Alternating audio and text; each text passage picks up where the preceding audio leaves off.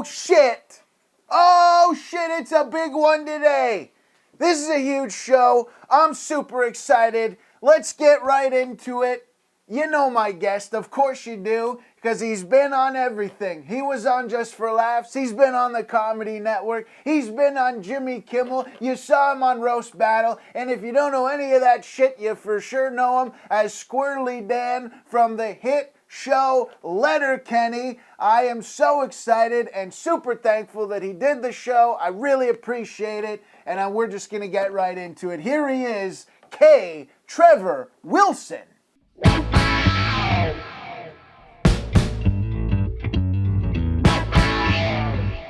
How's it going, buddy? Not too bad. How you doing, Jeff? I'm doing well, man. Thank you so much for being here. I really appreciate you taking the time. No problem. So Trevor Wilson, not your real name. Real name Trevor K. Wilson. Is that right? That is correct. Yeah, that is correct. It's a clever ruse.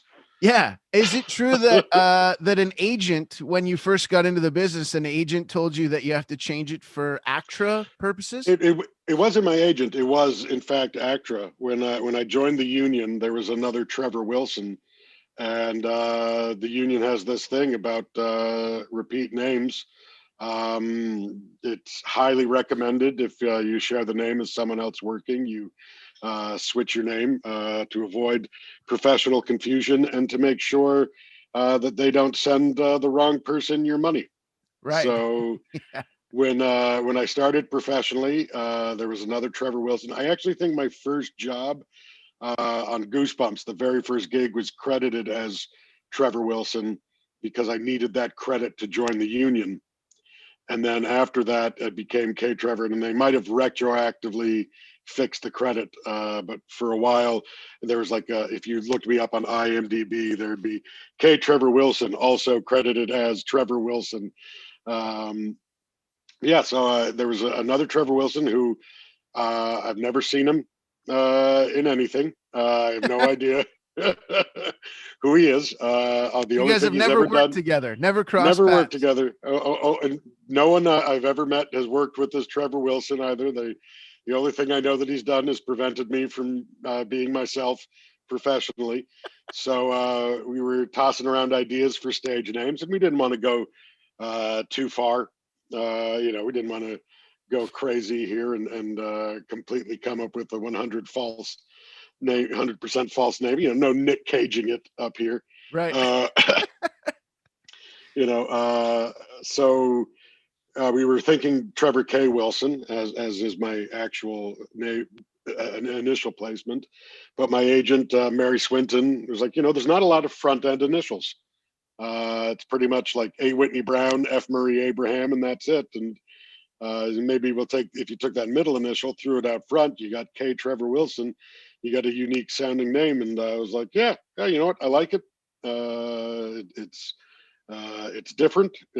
People notice it. So we did it, and it accidentally turned out to be because this is a few years before the internet really took off. So we didn't even think about internet marketing back then. But as it stands right now, I believe I'm the only K. Trevor Wilson on the internet. So you look that up, I'm the only guy showing up. So it turned out to be accidentally a pretty good marketing tool, because there's a lot of Trevor Wilsons out there. There was a Trevor Wilson who pitched for the San Francisco Giants back in the 80s. And, I think the kid who played Jeremy in the Jeremy video was a Trevor Wilson. And there's me. So Well, now you're the only K. Trevor Wilson out there, so you've stood above the rest. What does the K stand for? It's my middle name, Kingsley, which is also my maternal grandfather's name, Kingsley Scholler. Yeah, Kingsley. That's a wicked name. It's a good, solid handle. People always ask me why I don't go by it, and I'm like, well, because it's not my real name, and it would just get very confusing. But Kingsley is what it stands for, and it's a family name. Actually, I have a second cousin now. My cousin Graham is his firstborn son is Maxwell Kingsley. So we're keeping the Kingsley tradition going in the family. Kingsley Trevor Wilson sounds like a prince. You would have had to go into a completely different line of work. So the first time I played the States, everyone assumed I was a black comic based on my name. They thought Kingsley Trevor Wilson was definitely a black guy. So I was playing a club in Myrtle Beach, and the club owner was supposed to pick me up from the airport. He actually drove past me twice because, as he said, I didn't look you up. I just hired you based on Matt Davis's recommendation. So I just assumed you were a black dude. So I just drove past the guy who looked like Yukon Cornelius. That's awesome, man. So obviously everyone knows you as Squirrelly Dan from Letterkenny, but that is obviously not where the career started. So you mentioned Goosebumps. Was that your first sort of introduction into the entertainment industry? Yeah, I mean, I got into the business as a child actor. I'm watching my pet rabbit sneak into a bedroom she's not supposed to be in. Get out of there. It's awesome that you have a pet rabbit. We got two. We got two pet rabbits, Dorian Beans. They are free roam bunnies. So they just are getting into mischief right now. They just wander around the house? Yeah, yeah. Oh, wow. Are you ever concerned? Like, do you have to check twice before you sit on the couch? Like, check under cushions and shit? They're not that sneaky. They don't really like the couch all that much. It's a bit too tall. They really only come up here if they think we're hiding snacks. Yes. Or just when we're not here, they sometimes pretend it's fun. But for the most part, they're actually not big couch rabbits. So it's pretty easy to tell where they are. They're usually eating or sleeping in one of 3 designated spots for that. That's awesome. Sorry, so we were talking about the Goosebumps. So my first, I think technically my first professional gig was a short film for the Canadian Film Company called Day Pass. And I got that. I was like 14, 15 when I booked that. And they all thought I was like in my 20s on set. I remember because when you're a kid actor, your parents legally have to accompany you. So I either had my mom or my dad on set with me. And after like the 3rd day of filming, one of them was one of the producers was chatting with my mom, and she was like, "Well, I think he's enjoying getting the time off school." And they're like, "Oh, what does he in first, second year university?" And they're like, "She's like, no, grade 9." And they were like, "What?" She's like, "Yeah, no, he just turned 15." And they were like, "Oh, this makes so much sense. We all thought he was like 24 and just got like a DWI, and that's why you and your husband had to keep bringing him to set." So they all thought I was some drunk degenerate. Now it turns out I was just a kid. Oh, that's awesome. But then I had a role in the 1 hour Goosebumps special, The Haunted Mask Part 2, which I was cut out of. Actually, my scene did not air. Oh, I played no. a bully, push around the main character with 2 other guys, and the scene got cut. I'm going to say for timing reasons. It was just the episode was running long, but I'm still named in the credits, and I still get royalty checks for it. I actually just got a check, and part of it was a whopping 98 cents for that in royalties for that particular episode. There you go. The gift that keeps on giving. They've started doing this thing, bless their hearts, at the union, where they started pooling together all of the residuals until it's a worthwhile number to send out, which I truly appreciate, because a few years ago they mailed me a 50-cent check for a Goosebumps episode, and it was like, I think it cost more to post this than you actually paid me on this check. Like, what do you even do with a check like that? Like, do you cash it, or do you rip it up? Do you just keep it around? You wait until you're cashing a bunch of checks, and then you slip it in there. What's the looks like from do you have to go to a teller with that, or do you just go right to the ATM? At the time, I did have to go to the teller for that, and they were just like, "Is this all right?" Is it true you did did you do a musical film about hockey with Nelly Furtado? I did indeed. I had a very small part in Score, the hockey musical, which came out a few years ago. It debuted at TIFF, and it's actually a really pleasant, nice film. It's good music, great performances. Noah Reed from Schitt's Creek plays the lead in it. He's a hockey player who's raised by hippies and is a pacifist. Oh wow.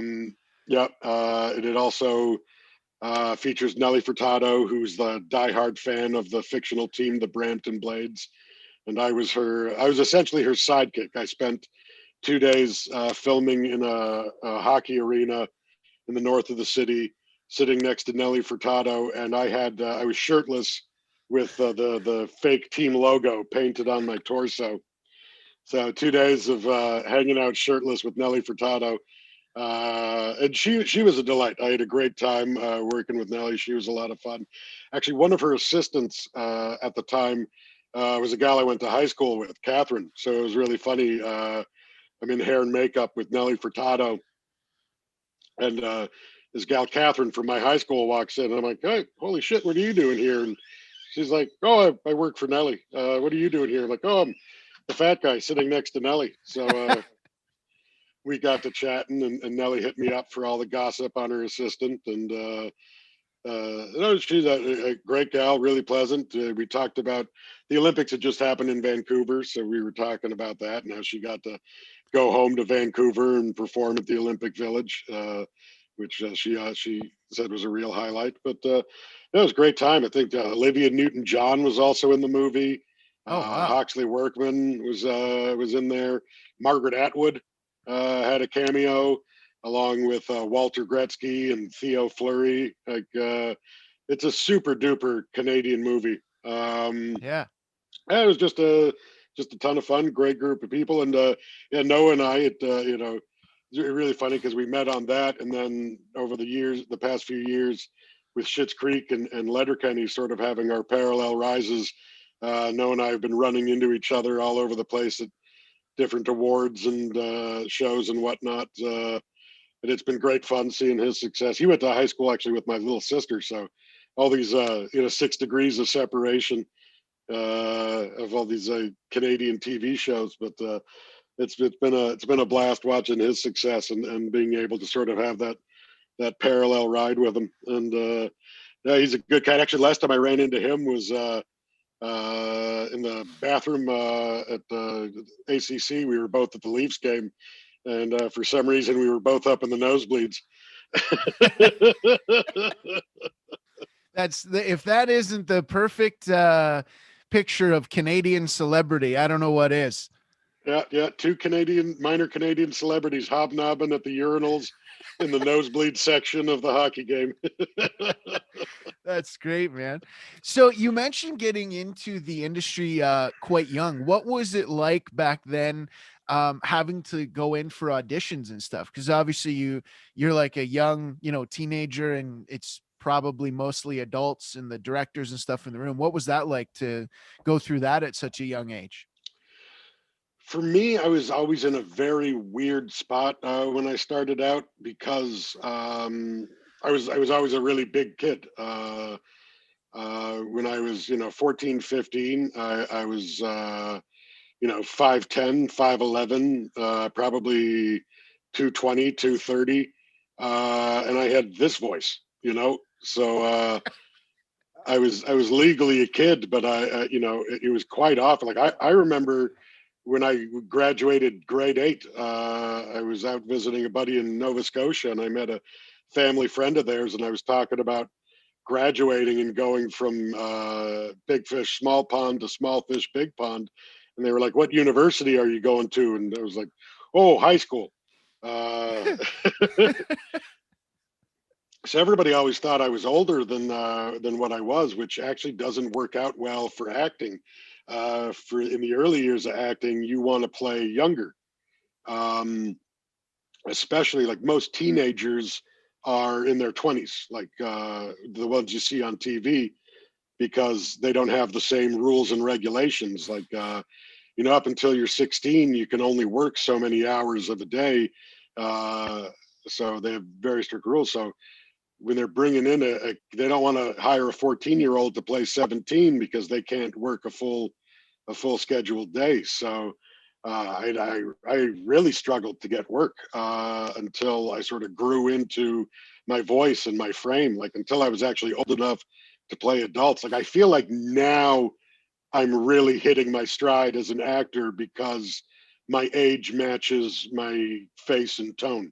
Right. Like I was 15, 16 years old and I already sounded like a haggard old like country western singer. Like I've been up and down this road, let me tell you.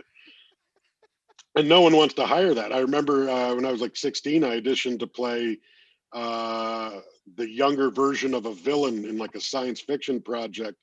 And the casting director sat me down and she was like, "You're perfect.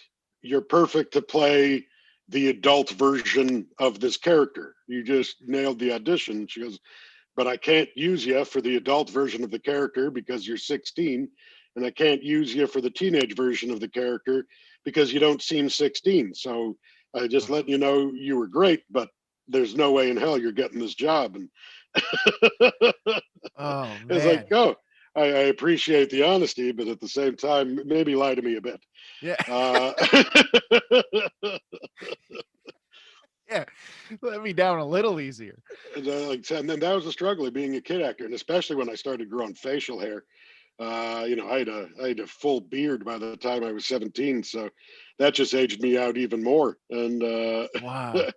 I'd shave my face for auditions and then grow it back. And any role I got, I was frankly happy to get. And I always got roles I never thought I was going to get. Like, I got cast as a pitcher on a TV show, and I remember going into the audition, and everyone else looked like they played baseball, and I look, on my best day, the only athlete you could compare me to was like Chuck Knobloch or Kirby Puckett. Like I was definitely a John Kruk type. Right. Uh, John yeah. Kruk type. So I was really pleased when they hired me to play a pitcher. I was like, sure, I'll be an athlete. Why not? And I didn't have to do any athletics. I just had to put on a baseball uniform, walk across the field, and go, I don't know where Davey is. That was it. That was the extent of my role. Funny thing is, that was an episode of a TV show called Twice in a Lifetime. And so it was always like someone would always have a near-death experience, and then an angel would take them back into the past to fix something that happened. So Oh, I know that show. Yeah, is that what the British lady was like the angel or something? No, that was the British lady was touched by an angel, but it was similar. I think it was the same producers, similar concept. So I did like an episode in the first season of that. So I was in the flashback. So this was supposed to be like the 1960s or 70s. But the guy who played the grown-up version of my character in the present was Frank McAnulty, who later on was my sketch teacher at Humber College. And it was really funny that like we played the same character on the same episode of the show, and then years later he was my teacher. The funny thing was, Frank was a good foot shorter than me when I was 16. Oh wow! So the magic of film, you wouldn't know that, but it was always funny. Apparently, my character shrunk by a good foot from the 1970s to the 1990s when we filmed that. That's great, man. So in the early days, like probably nobody who's been in acting would know how sometimes awkward and uncomfortable an audition can be. Is there a moment you remember from sort of the early days of auditioning that you were just like, I can't even believe I'm doing this in this room in front of these people right now? I had one audition that I will never forget. It was, I think it was like a honeycombs ad. It was a cereal spot. And I got, my agent sent me to Powerhouse Casting in Toronto to audition for this spot. And I got there and I was the oldest. Like there's parents and kids and me, and like you take the parents out of the equation, and I'm the oldest person in the room by a good 5-6 years. Like I'm a teenager. Everyone else looks to be about 9 or 10.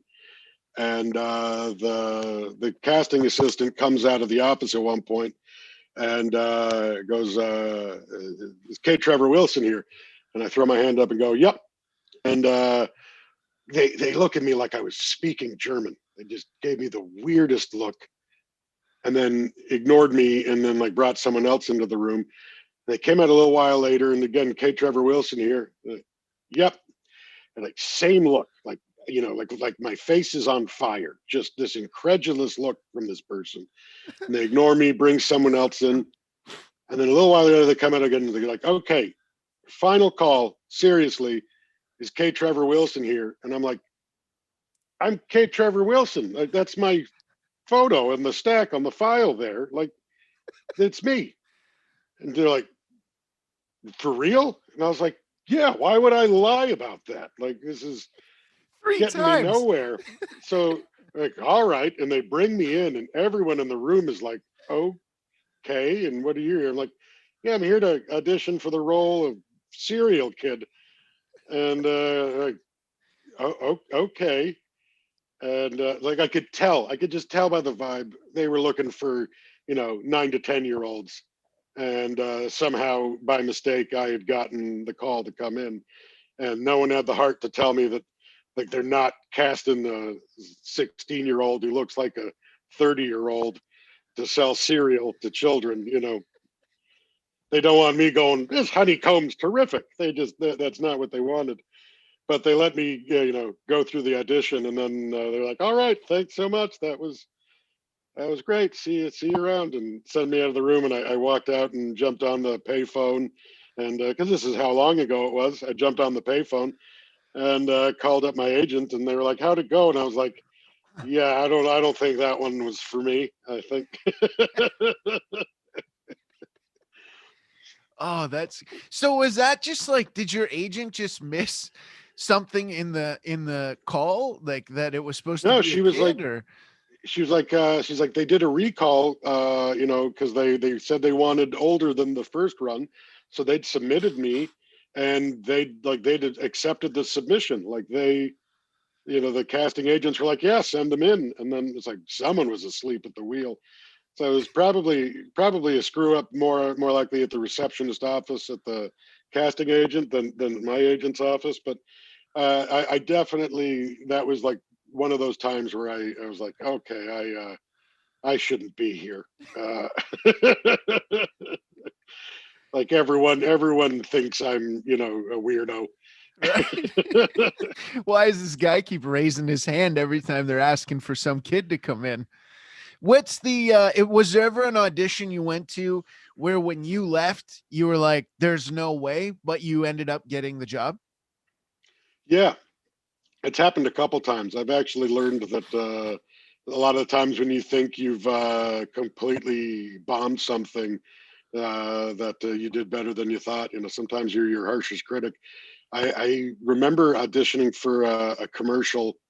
I was about 17 or 18 at the time, and it was a run of ads for the Chrysler 300M, and they were doing fake flashback ads. So they shot the whole series in Super 8 to look like authentic old home movies, and it featured like authentic, like old school 70s cars, and we were all dressed and done up like it was the 70s. And I went to a callback for this series of ads, and I was deathly ill with the flu.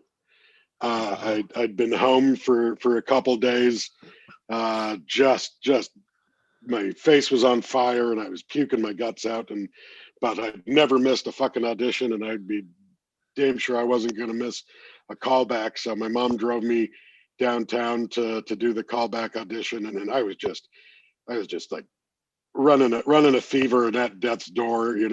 I had no energy, and I got in there, and I was just like, okay, I really hope someone else takes the lead, because they wanted us to do a bunch of improv. And so I was like, I hope someone else takes the lead. And luckily at an audition, everyone is super keen to get the job. So one guy really took charge with everything, and I just sort of leaned back and reacted. I just, I didn't take the lead, and I wasn't overly energetic, but I was present, and I paid attention to everything he did, and I was just reacting to what the other two guys were doing. And I walked away going, well, hey, I shot myself in the foot. Those two guys were all over the place, and brought the thunder to that audition, and I was at death's door. And then next day I get a call that I got the part, and I was like, oh, all right, well, I'm as surprised as you are with that one. Uh, so I ended up having a day on that spot, and it ended up getting re-edited a bunch of times, and ended up being like run as three separate spots. It was actually one of the most lucrative jobs I had at that point in my career. It had a good run. I made way too much money when I was 17. What was it like? Were you going to school as well? Like when you were doing the stuff in your teens, were you also going to high school?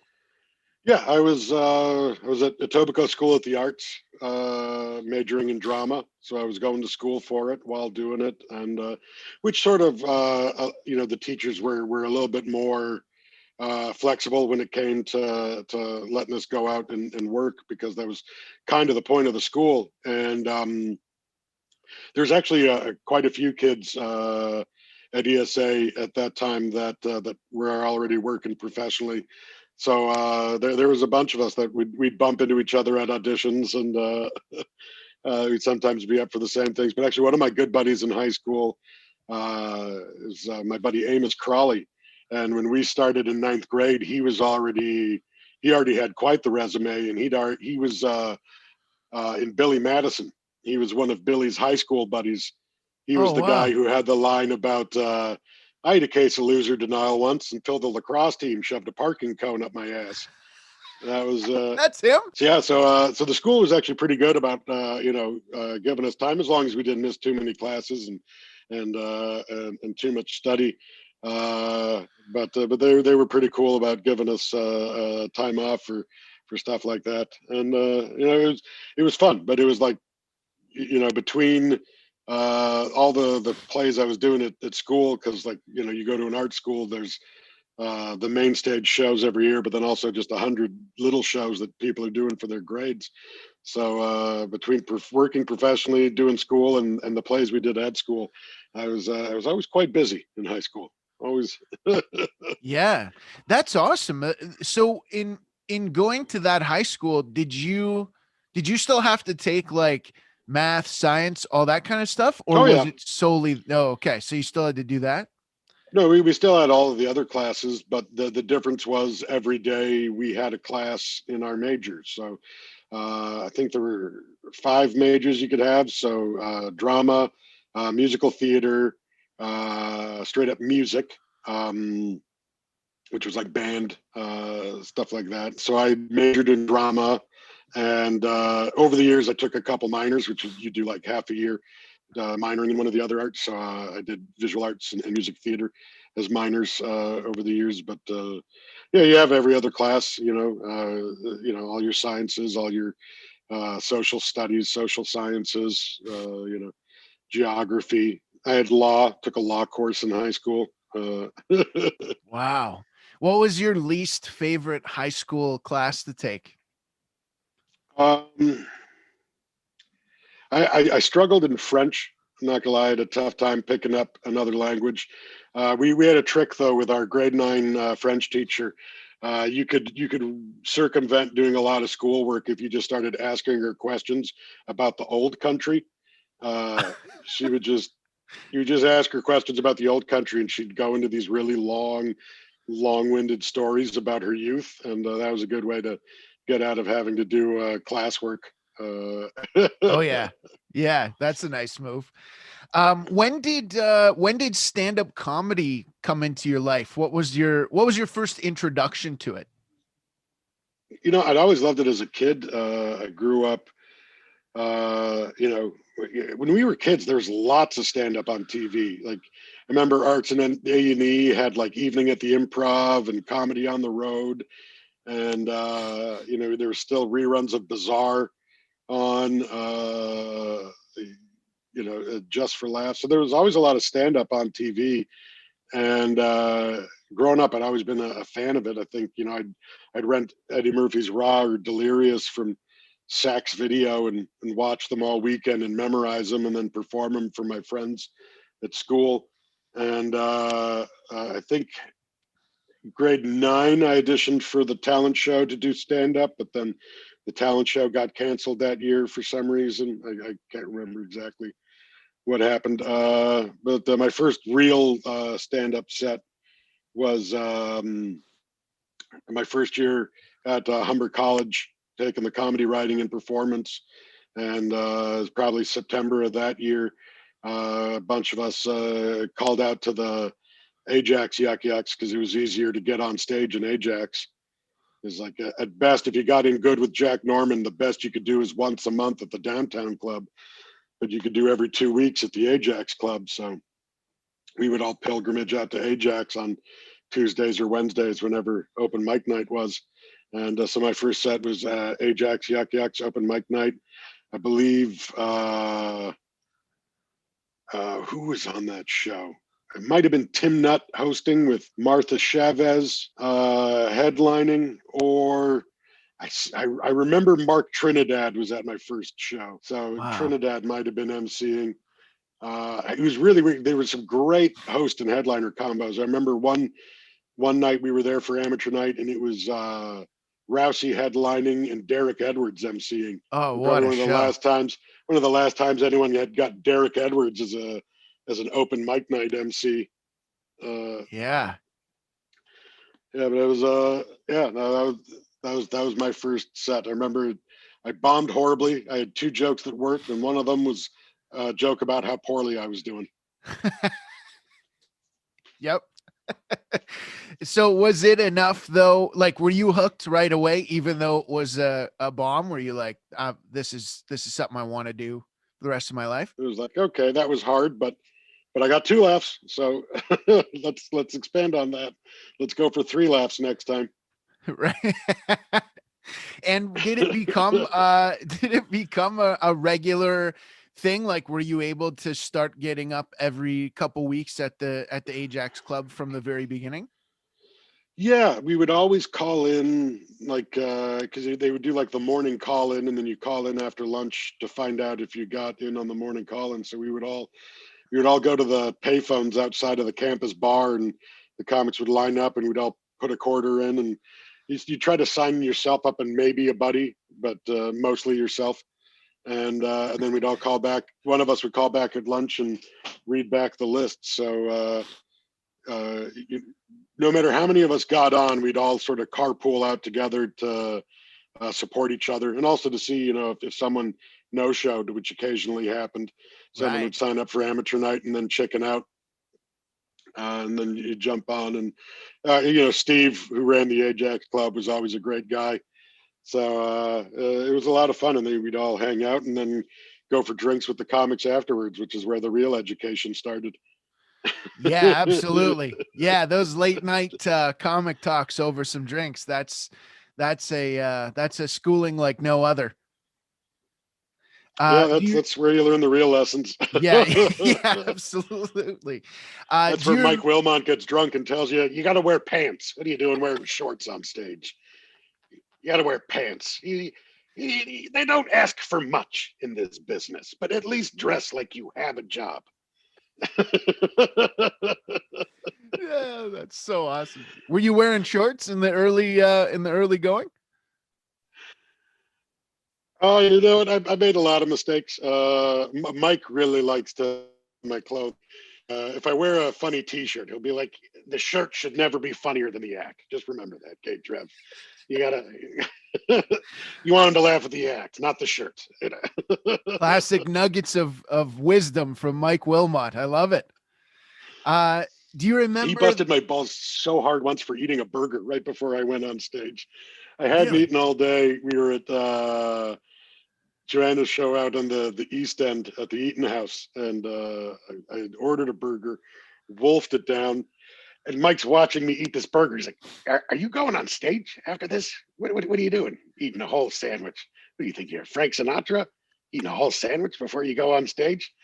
And so I go up, I do my bit, and Mike gets brought up after me. He's like, "It still smells like K-Trev's hamburger on the microphone. What is this? He thinks he's Frank Sinatra. He's, Frank Sinatra. We need a full meal in between each show.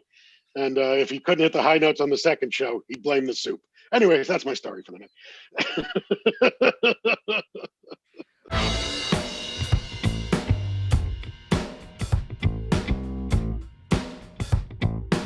This episode of Leeson Learned is sponsored by the Big Fish Steak and Lounge in Sarnia, Ontario. One of my personal favorite restaurants in the world. I was going to say in the country, but no, in the world. They have some of the greatest food I have ever had. Every single time I eat there, I think to myself, it will never get better than what I have just eaten. And the next time I go back, they top it once again. It's that good. If you live in the Sarnia area, make sure you book your reservation for lunch or dinner, or hell, book your reservation for both right now. Do it tonight. What are you going to cook for dinner tonight? Probably something awful. Don't do that. Head on over to the Big Fish Steak and Lounge. If you don't live in Sarnia, I suggest you make a trip down just for the food, or if you're going to be in the area, stop in and have one of the greatest meals you will ever have. This episode is also sponsored by the Car Lot, etc. in Sudbury, Ontario, where they make buying your next vehicle very, very easy. Let's say you go online, you find a vehicle that you want to test drive, but you can't quite make it in. No problem at all. They will bring the vehicle to you so you can take that test drive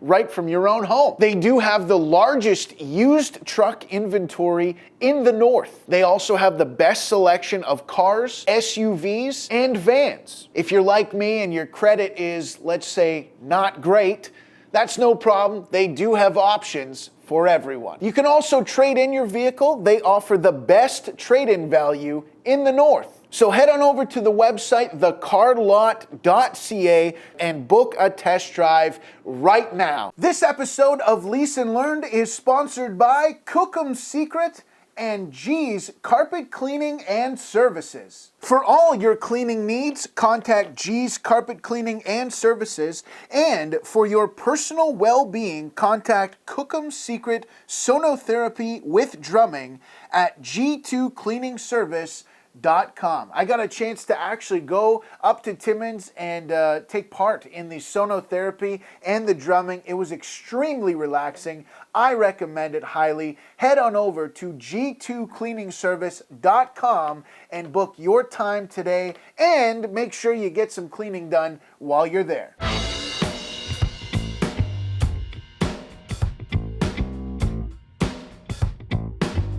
Do you remember what was the first paid gig you had in stand-up?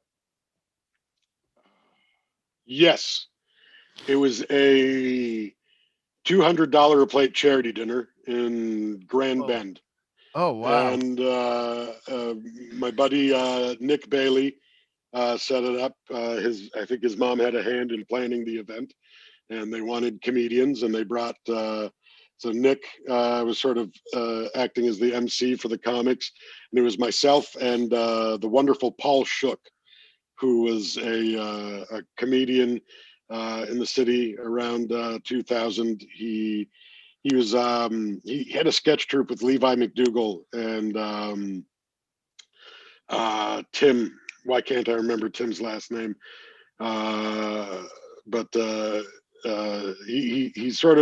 he's retired. He moved back to Weyburn, Saskatchewan, and became a dad. But Paul at the time was one of my favorite comics on the scene. He was just had a really original style, and was like just the nicest guy. So it was the three of us out at the show, and it was. I remember we were told to work clean because it was a charity show.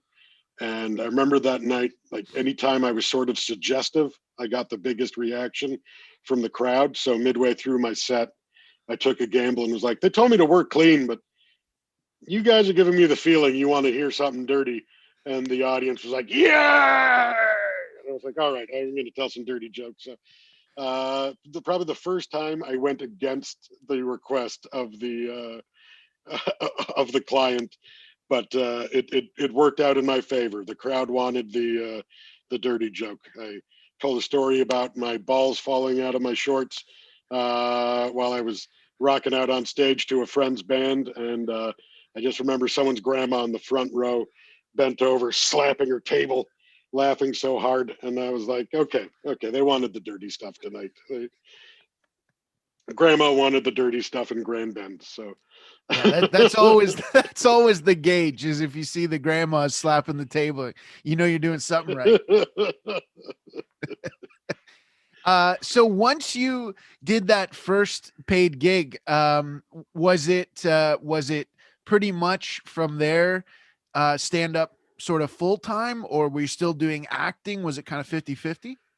I spent a lot of time doing a bunch of things okay and nothing really great. When I started out, I already had the acting career going, so I was trying to keep that going, and then I was trying to launch a stand-up career, and I also had a sketch troupe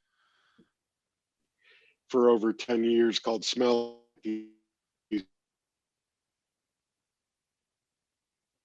And I was like, I was attacking it all, but not really focusing on one, and not really giving either of the careers enough attention for them to really flourish. So for 10 years, I pretty much dicked around, trying to do everything.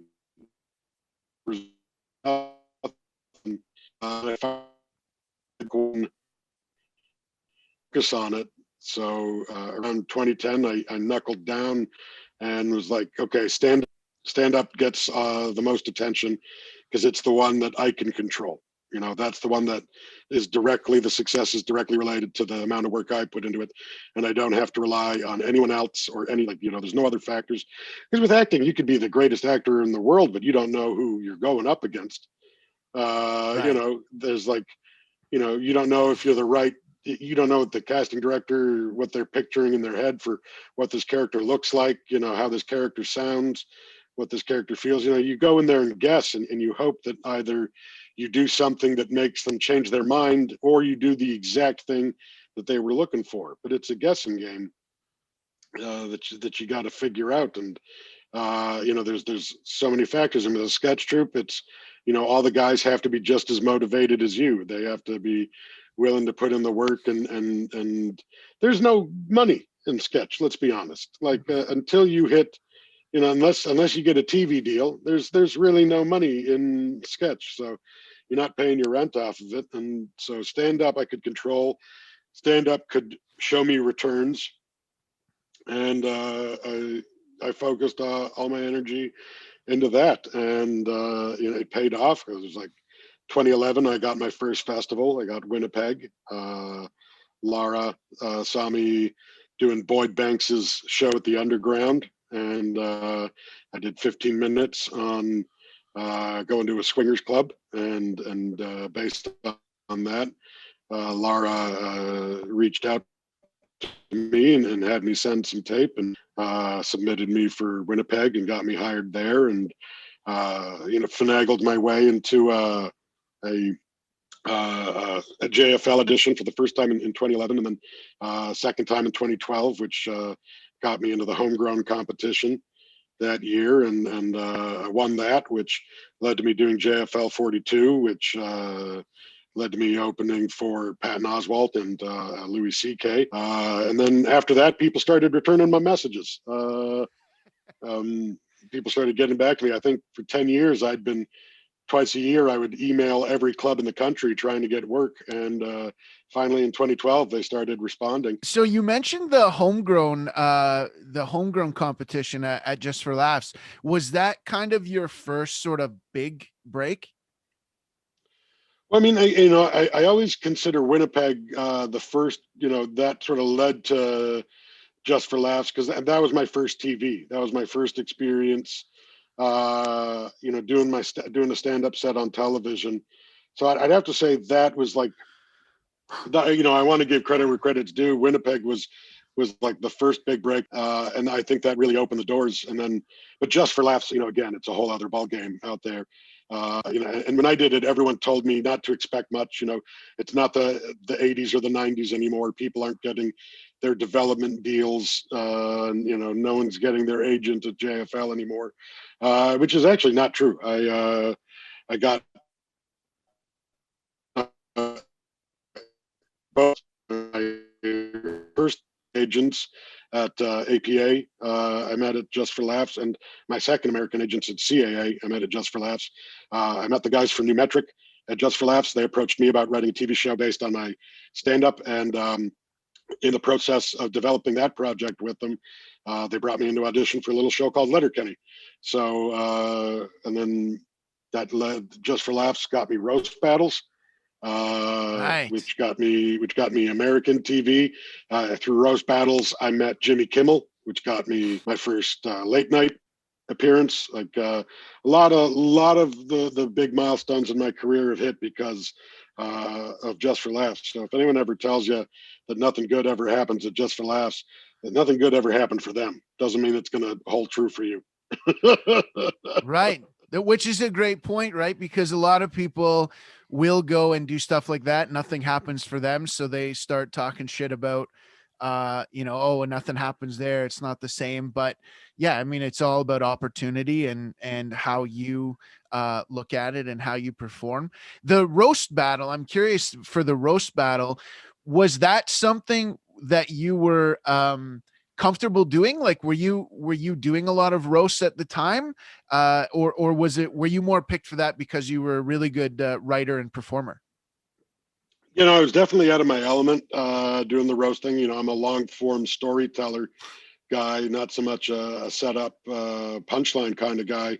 But I had a good track record, and they were looking for recognizable Canadian acts to sort of fit into this format, and also guys who had the freedom in their schedule at Just for Laughs to do the shows. Right. So I had I had just enough booked that I was available to do this run and take advantage of this opportunity. But it was definitely out of my element. But I'm a guy who's always wanted to be the most well-rounded comic I could be. It's I don't want to be known as like, I want to be the best clean guy or the best dirty guy. I want to be able to do dirty and clean. I want to be able to do roast. I also want to be able to do stories. I want to try my hand at all the different types. I want to do sketch. I want to do improv. I want to say that I've dipped my toes in all of them and came out okay. So this new challenge was like, well, I got to do it. I got to do it because I've never done it before. And I was actually talking to my fiance about this a couple of days ago, as we were talking about just when you change your outlook on life, when it's not so much that you think small, but when you don't hang your self-worth on the achievement of impossible goals. There's Right. some people who are like, I'll be happy when I get this, and then when I get this, I'll get this, I'll get this. It's like, you gotta be before that. If you don't enjoy the journey, you're not gonna be satisfied at the end. So I said, for years, my philosophy with my career has always been, instead of setting some goals like I want to do a movie or I want to do this or I want to do that, it's I every year I try to do something I've never done before. Every year I try to add something to the career that wasn't there the year before. Um, whether that's a role on a TV show or just playing a club or a market I've never been in. It's just uh, I just find like rather than being like I'm only going to be happy if I do this, like every year add something different. Every year add something new, and eventually it snowballs, and you're adding 2, 3, 4 new things a year because the opportunities keep coming because you're open to the opportunity. And that's definitely what roast battles was like. I don't know if I can do this, but I'm for damn sure going to find out. And turns out I have a knack for being horrendous to strangers. Because I think that was the weirdest part about roast battles is so many of these people, I was meeting them for the very first time, like the day of. And I had to look them up online. Like they tell me who I'm roasting, to Google them and watch their stuff and find out any information. And I'd walk around the parties at JFL and ask for gossip on people. And American comics are vicious. Like I'd be like, what are people making fun of Sarah Tiana for? And I asked Ari. He was like, I think she got catfished by a guy pretending to be a soldier. So you can make fun of her for that. And I'm like, no, that's a heartbreaking story. I can't believe you Wow. tell me to make fun of someone for that. That's so sad. Uh, but Wow. so I'd have to find things out about these people. I'd have to make fun of them. I'd have to, and then you'd have to have backup jokes too in case you went into a tiebreaker. And yeah, it was a learning experience. And I had good sounding boards though. I had an open message thread.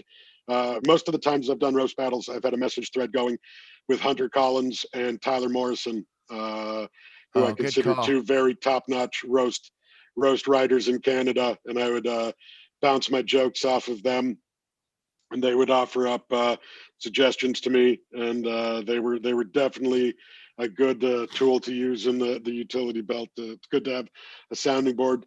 And it was funny by like the second time I did it, when we did because the first time I did it was the untelevised version where they were testing the format.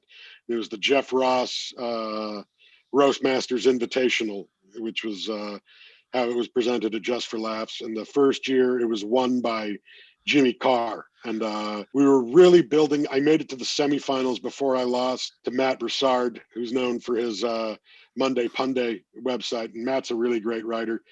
But he beat me in the semifinals, knocking me out. But we were building to this wonderful Cinderella story of the local Canadian boy going up against the hardcore British juggernaut that is Jimmy Carr. And it didn't happen. And then came back the next year. And they did the televised version of the roast battles, and I made it to the semifinals again, being knocked out by Mike Lawrence and then Earl Skakel. And that group, by the second time I did it, we were all sort of more familiar with each other. So there's actually at one point where I was like, I had threads going with Mike and Earl, like, and Sarah, where we're talking about shit we're going to say to each other, and like we're actually asking each other for ammunition and stuff, and we're all offering it up because ultimately you want it to be a good show. Like, Right. I don't in the roast battle, you don't want to go out there and blow someone out of the water. You want to have a fight. You want to put on a show. And so, like, you don't, if someone goes like, what can we make fun of you for, you're going to offer up a weird anecdote or an odd story. You're gonna roll over and expose your belly a little bit because you want it to be a good set. And we did that one, and then it took a year off of roast battles, and then I got to come back. My last Just for Laughs, which is now 2 years ago, last year was the first time I didn't go to Just for Laughs since 2012, and it's because they didn't have one. So of all the reasons to miss Just for Laughs, that's probably the best one on the old ego. It just didn't happen. Yeah, definitely. But I got to go back and do it again, and I made it all the way to the finals, and I am the reigning Jeff Ross Roastmasters Invitational champion with a win over Jimmy Carr that several experts have called the greatest roast battle in the history of roast battles. Uh, Wow. Jimmy and I went all out against each other. Like the rules is with roast battles, you go joke for joke. So it's like 3 to 5 rounds, tit for tat. Someone does a joke, you do a joke. But Jimmy's always had this style of like almost doing a mini set each joke. Like he writes a piece on you and delivers it. And I've watched Jimmy enough to know it, and to know that was what he was going to do. So I was like, so that's what I have to do to him. I have to do to Jimmy what Jimmy's going to do to me. So I didn't just write one joke. I wrote, a series of jokes for every joke. And Jimmy and I talked about it beforehand. He was like, He's like, you know how I do this, so you know that I'm going to do, like a small series of jokes. And he goes, just please don't be weird about it and don't act like you don't know that I'm going to do it and try to get me disqualified or anything. Just like, that's how I'm going to do it. I'm like, Jimmy, I fully understand. I'm going to do the same thing. So you do your thing. Give me a little doff of the cap when you're done, and I'll know that it's my turn to go. And that way we won't step on each other. And I'll do the same to you. And Jimmy was like, perfect. So we'll rip each other to shreds like gentlemen. And we went out, and it was like, it's like 25 jokes apiece. We just annihilated each other, a verbal onslaught. And it was amazing. Like the packed house at Club Soda, tore the roof off the place. And like the judges were like Michael Rappaport and Anthony Anderson from Blackish, Michael nice. Che, Howie Mandel, Jeff Ross, Neil Brennan, like all these great heavyweight comics there watching. Pete Holmes, like so many tremendous comics, and Blake Griffin. No, Blake's a really funny guy, super nice dude. We had so much fun hanging out with him, and it was great.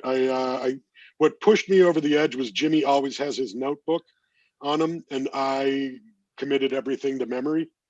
And I think that's what gave me the Annihilator's edge over Jimmy in that. But I got a lovely trophy up on top of my china hutch. Oh, that's wicked, man. Was that televised or was that just for the live crowd? No, that was just for the live crowd. Wow. They were very strict too about cameras and stuff. So I don't think any tape of it exists anywhere, which is kind of beautiful because it's Yeah. just one of those things where you had to be there to witness it. And anyone who was there got to see a great show. That's awesome. And congratulations, man. That's Oh, a thanks, huge bud. accomplishment. Thanks, bud. Yeah, no, it was a lot of fun. You also mentioned at JFL that you got your first and second American agent. And I'm curious, what's that process like? Do they approach you at the festival? Do they wait and get in touch a couple weeks after? Do you have like a meeting in a hotel? How does that go down? The first time, it was literally I came off stage and there was a guy waiting to talk to me from APA, Josh, my former agent there, and David Himmelfarb, who's a Toronto lawyer and has acted as a manager for the Kids in the Hall at different times and for Mark Little and guys like that. I'd met him, and Dave wasn't repping me, but I was there. Pretty much unwrapped my Canadian agents, didn't make the trip out. And this was pre taking on Barry as my manager. So he said he'd put me in the right direction of people to talk to. And so when he saw me talking to APA, he was like, you're already in the right direction. I'm going to leave you alone. So David's a super nice guy. So we got to chatting, and then we chatted that night, and then set up a meeting later on in the fest. And then I flew out to LA and took some meetings with them. And you certain people you meet to bring you to certain places, and even if you don't finish the journey together, they help you in the path. And APA definitely helped me in the path. And there was just some differences that caused us to part ways. They felt really strongly I needed to be in Los Angeles, and I felt really strongly that I didn't. And but they also started me on the process to finding a manager, which I ended up going with my good buddy Barry Taylor at Comedy Records. But they also introduced me to my lawyer, who's Jeff Cohen, who's been a great help to my career, and who you probably know Jeff best as Chunk from the Goonies. That guy's a lawyer now? Chunk is my entertainment lawyer. Wow. But the guys at APA, we really terrific guys, really nice guys. We just had a couple different opinions. And then the second agent's actually, my manager Barry was working with CAA with another client of Comedy Records and theirs, and they got to chatting and they showed interest in me, and they saw a way to help my career without forcing me to move. And it just fit better into the plan that I had for what I wanted to do with my career. And I made the switch, and they've been terrific. CAA is my team there is a top-notch group, and they really know what they're doing. And it's nuts because like you go to their office and they have I was at their office last January for some meetings, and they have the Beatles drums from the Ed Sullivan Show in the lobby of their Oh, building on display, and you're like, this is like crazy powerful Hollywood people, like yeah. right here, like it's like, and on the TV screen, it's like all of our clients from the Golden Globes, and it's like Tom Hanks, CAA client since blah blah blah blah blah. Julia Roberts, CAA client from Brad Pitt. Like, oh, okay, so I've heard of these guys. Have you got a chance to meet anyone really famous so far that say didn't go as best as you thought, without naming names, of course, but anybody that was a bit of a dick? I can't say anyone that was too much of a dick. I met Mike Myers, and he was a bit shy and reserved, but from what I understand, that's a bit par for the course for Mike. But that was at a JFL party, and he was trying to sneak in like a back way, and security wasn't going to let him. And I was standing, I just happened to be standing out there having a dart, and I was like, it's fucking Mike Myers. Like, let him in. He's a national treasure, for goodness sakes. You know Yeah. who he is. Like, you can break the rule for Mike Myers. He's not sneaking in 8 other people with him. Just let him in, for goodness sake. So they let Mike in, and I was like, Mike, I got to take this opportunity. I hate to bother you, but as a guy from Etobicoke, I figure it's I should probably snap a picture with a kid from Scarborough. And he goes, well, we're supposed to be sworn enemies, but I'll allow it this time. And we snapped a photo, and that was that. But and no one, I can't say that I've met anyone that I was expecting better from, and they turned out to be a dick. Like uh, I once went up to Judd Apatow expecting him to remember me from the year before, and he didn't. But that was really my fault more than Judd's. I was like, hey, great to see you again, and he was like, yeah, right, and then turned away and went back to the conversation I was interrupting. So Right. like I was actually probably the dick in that situation. But yeah, Blake Lively's brother was kind of a tool, but Really? I did a Brother. disease of the week film with him 100 million years ago, and he was a bit of a dingus. He was just very full on himself, and Right. we were filming on a train car, and he would, after every take, he would go check the playback, which was just stretching out the shooting day unnecessarily long, to make a trip out to Video Village every time. And for his reaction shots, he was very specific about needing his eye line. So I was like hugging a cameraman so that I could do his reaction shot so that he could have the proper eye line. And then he like leaves when his stuff's done. And I was like, can we just do my reactions? Like, I was actually supposed to graduate from high school that day, so I was trying to get out of there so I could go to my graduation ceremony. And it was just stretching on into the night, and it was already like we'd started filming later than wanted. So they like told me to hurry up and get there by noon, and then we didn't start shooting until 6. So I was like a useless 6 hours. So I really just wanted to go, and I was like, can we just shoot my reactions while we're waiting? And they're like, don't you want to wait for him to come back? And I'm like, how about this? Why don't you read his lines, and I'll just act like he's here. And they radioed the director, and the director was cool with it. And we did 3 takes before he made it back to the set. And he was like, so do we want to do your reactions now? And I was like, oh, we're done. But how was your eye line? Perfect. That's awesome. You also mentioned at JFL, that's where the guys from Letterkenny first found you. Is that right? Yeah, Mark Montefiore and Pat O'Sullivan, who were running up New Metric at the time, approached me about creating a stand-up or a TV show based around my stand-up, and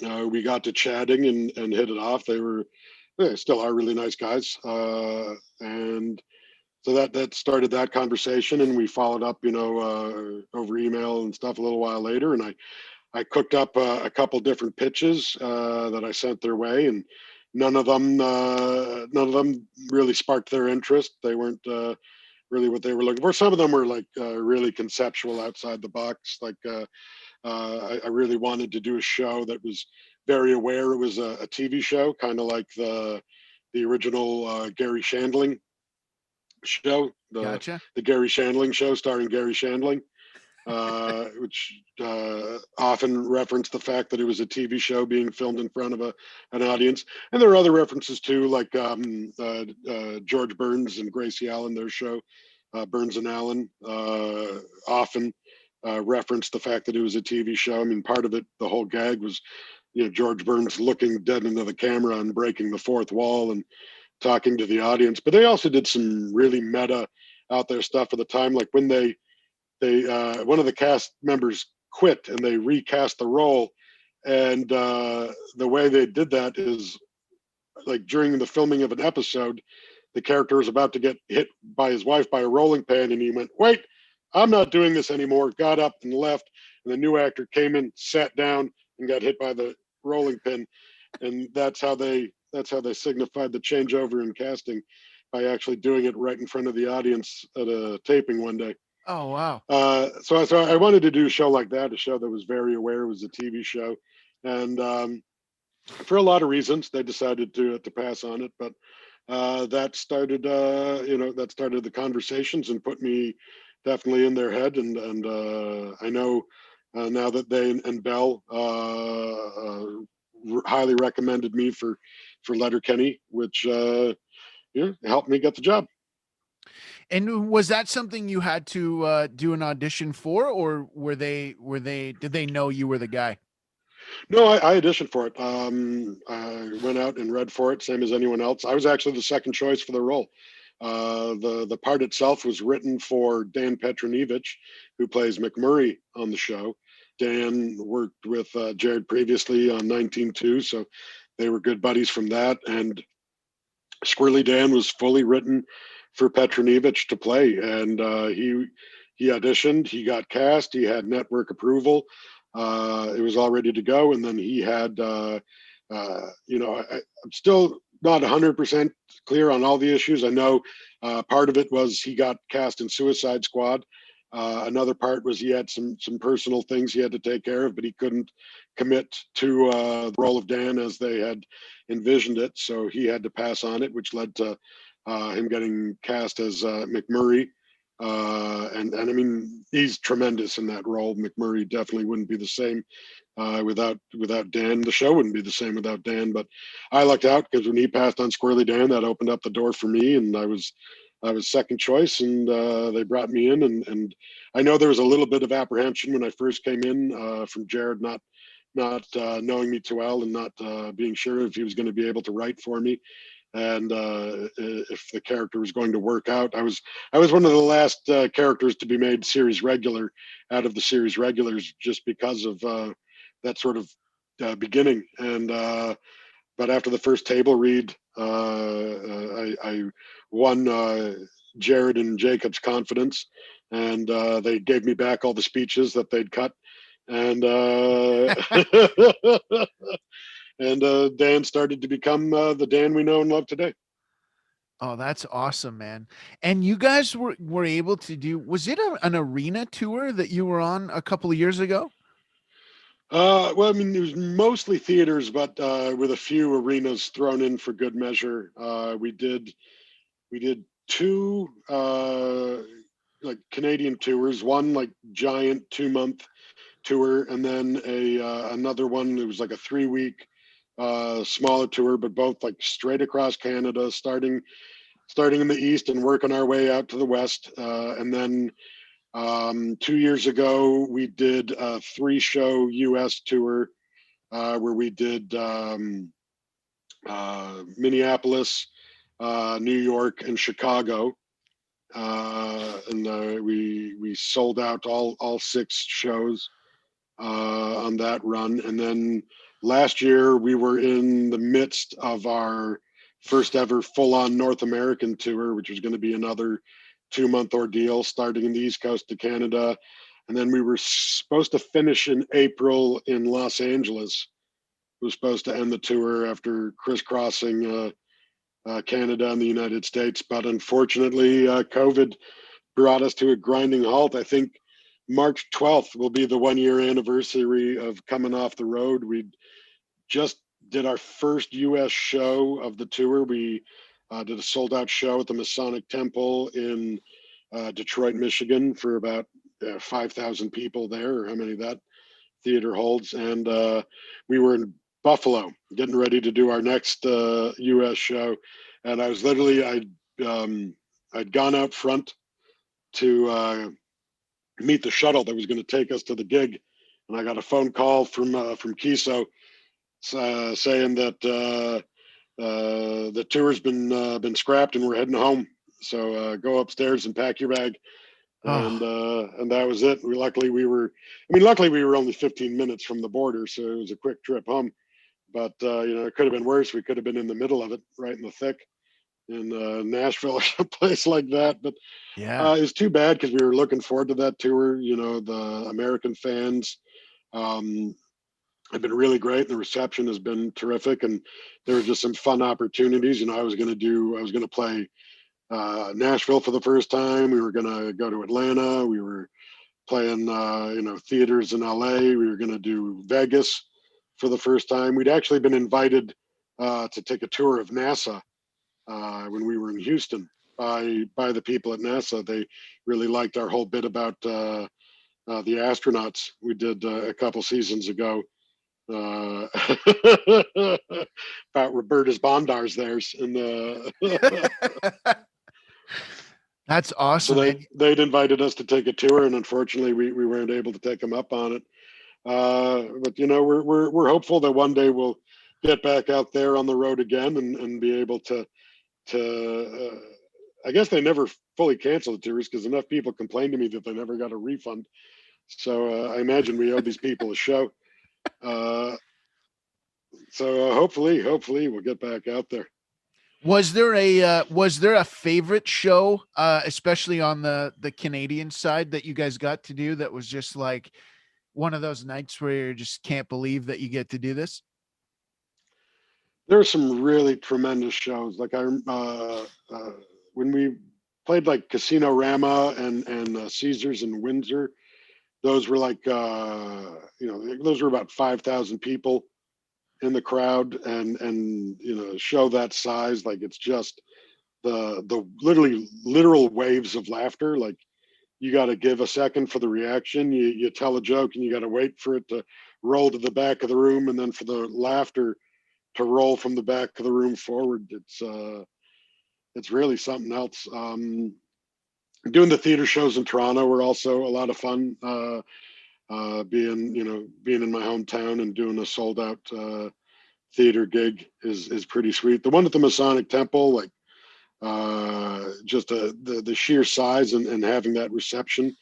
Also Winnipeg, but just because the Burton Cummings Theater has got a ton of history to it. You play some of these shows in these classic venues, and you like the Burton Cummings Theater. That's like that's one of those original theater spaces in this country. And like the Marx Brothers played that stage. Charlie Chaplin played that stage. Right. Like the legends of vaudeville, and you walk out onto that and you feel those ghosts of humor. You feel the presence of everything that's happened before on that stage, and you become very humbled and grateful that you get to earn your living following in the shadows of these great specters that went before you.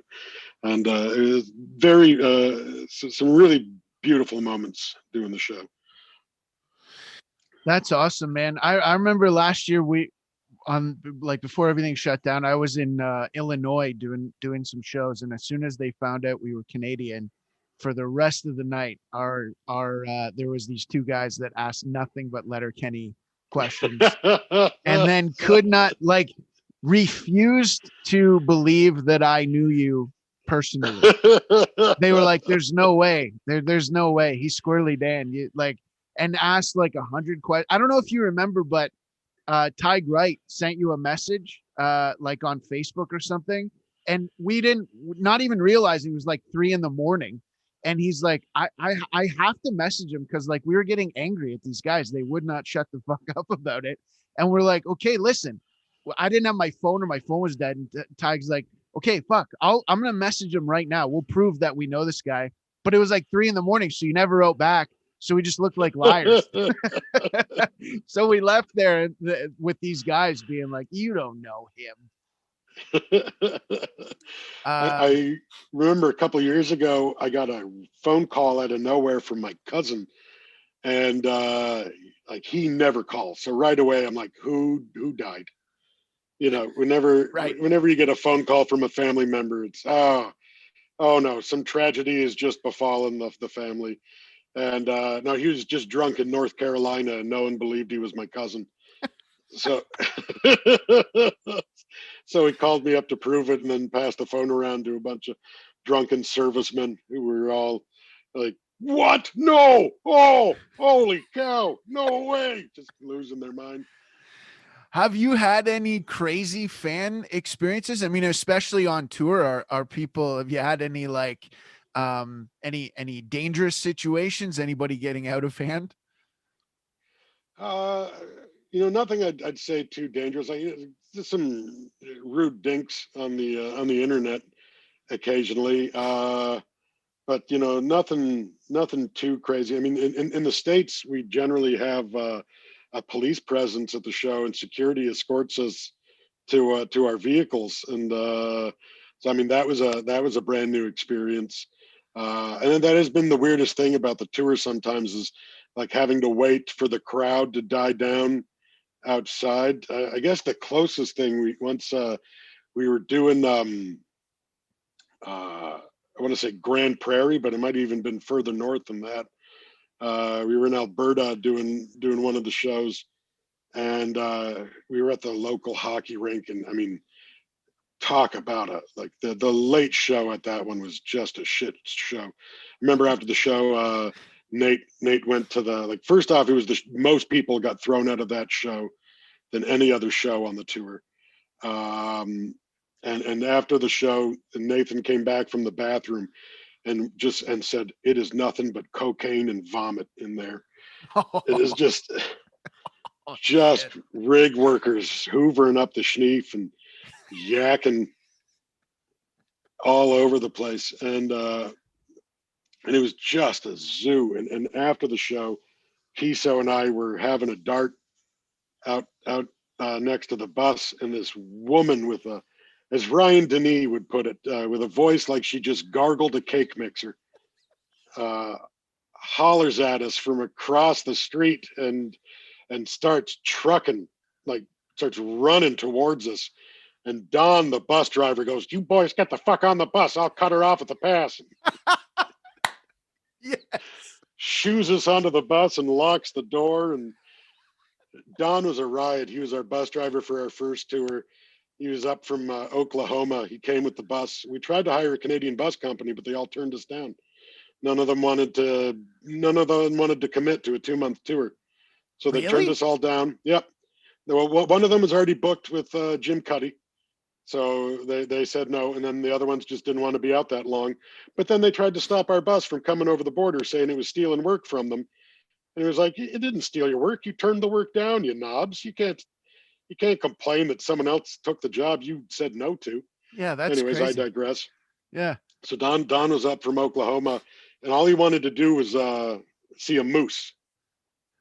He was super excited to see a moose. That's what he wanted to see. And then remember halfway through the tour, I was up front of the bus with him having a dart, shooting the shit, and I was like, so have you seen a moose yet? He goes, the one thing I always forget when I'm driving these runs, everyone tells me how beautiful the scenery is, how lovely Canada is. He goes, I know I'm driving at night. I can't see shit.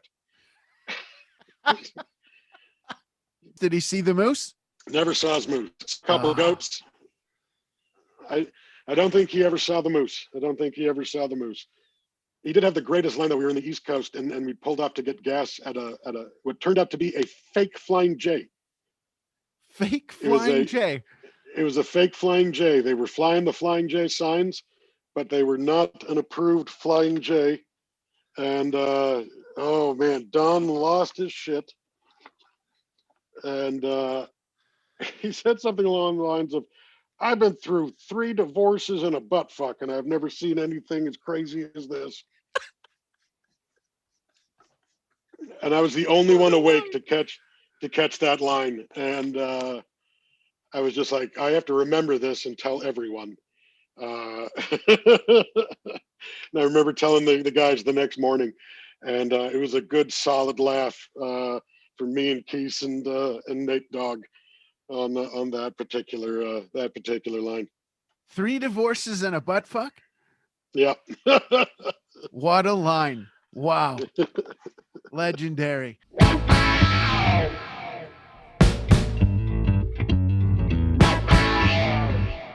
I have to say a huge thank you to Trevor Wilson for doing this show, for taking the time to be here and to do this. I really, really appreciate it.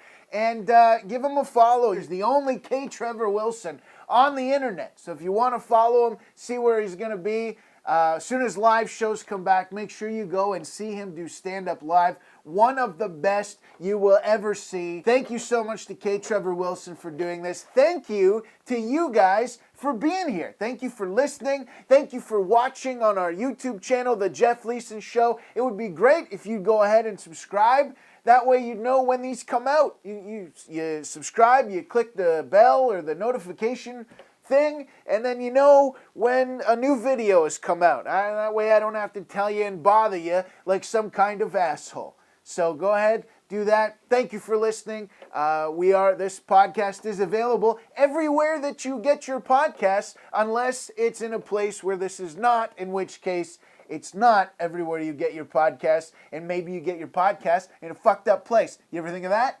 Huh? Maybe it's not my fault. Anyways, thank you for being here. Thank you for listening. Thank you for watching. Thank you for all the support. And I hope to see you next week.